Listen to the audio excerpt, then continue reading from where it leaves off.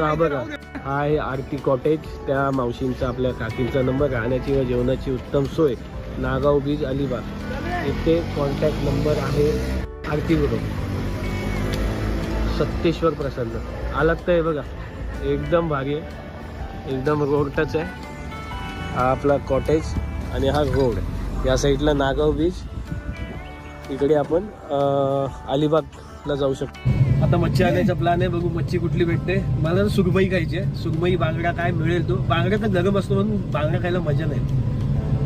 बघू अजून दोघे येत आहेत. आता दीपक वरतीच आहे अजून. दीपकनी ना आमच्या आयुष्याला ना एकदम हेच लावलंय, नरकुंडी आहे नरकुंडी. सकाळी उठलाय किती वाजता, ग्रहण नाही का लागतो चंद्राला, तसा लागलाय तो. एवढा आळशी आहे.